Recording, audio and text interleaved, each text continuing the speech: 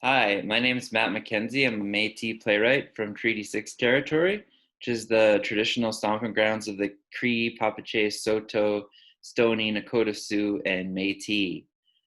Bears is the story of a Métis guy named Floyd who flees Edmonton one day, pursued by the RCMP. Floyd heads for the Rockies and then to the Pacific along the route of the Trans Mountain Pipeline. As he moves through the forests and along the rivers, he experienced changes, his gait widening, his sense of smell heightening, his muscles bulging. Floyd's journey is assisted by the wildlife he encounters along the way, played by a chorus of dancers who help him evade the authorities. When Floyd finally makes it to Burnaby Inlet in BC, he makes his last stand, and we learn that he's transformed into a grizzly.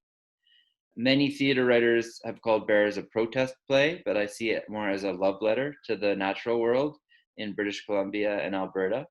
I was inspired to write Bears after my grandpa, author Vern Wishart, the late author Vern Wishart, told me a story about our Cree grandmother, Saskatchewan, originally from Treaty 6 territory. She married young and left the territory for much of her life. When she returned with an expedition trying to beat the Americans to Oregon, she came to the river she was named after, which is now known as the North Saskatchewan. For 3 days and 3 nights, she stayed by the river and wept. The head of the expedition recorded that she had the same veneration for the North Saskatchewan as those for the Hindu faith do for the Ganges. This story helped me to start to see the land in Alberta and British Columbia as sacred and not something to be perpetually exploited under the auspices of progress.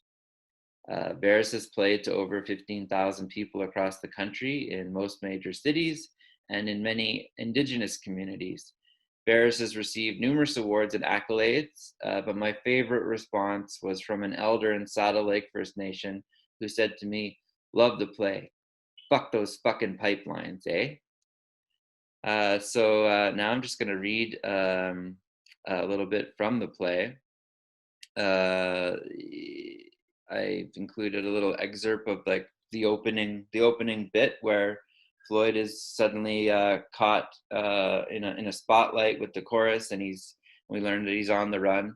The play kind of starts running, and so I'll read the bit that comes after the scene that I shared with Playwrights Press. So here we go. Walking through the native grasses in the gutters to avoid the GM crops in the fields, Floyd wondered what life would have been like for the last grizzlies of the plains. They dwelt in the mountains because it was a refuge, not because they chose to be confined to the range. There was a reason grizzlies could run at over 40 clicks. They were equipped to bring down antelope and deer, moose and elk. Progress, Floyd scoffed as he stepped over the bloated carcass of a porcupine that lay decaying in the dirt. The call of a prairie gopher alerted Floyd to a passing patrol. Eyeball to eyeball with a dark-eyed junco, Floyd couldn't help but recall that songbird populations on the prairies had been off the charts when the buffalo used to roam. Tattlers, warblers, and thrashers feasting on the insects that fed on the vast herd's dung. Fuck progress, Floyd thought, dusting himself off. Floyd didn't know what he'd do when he encountered his first grizzly friend, but he knew he wouldn't play dead. That's what his foreman had done when a bear had wandered through their drill site outside Fort Saskatchewan, and that nearly ended with Floyd's foreman being dragged to Kingdom Come. Grizzlies were foragers. They'd feed on a carcass just as soon as they'd feed on dandelions or truffles.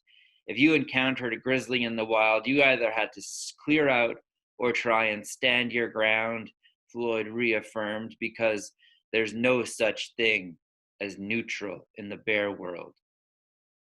Somewhere outside Edson, Floyd found his rhythm. He wasn't walking, he wasn't marching, he was tromping to the beat of deerskin hand drums he'd had beaten in his heart since he was 11. His gait was widening, his muscles were bulging. He couldn't see the mountains yet, but oh, he could smell them.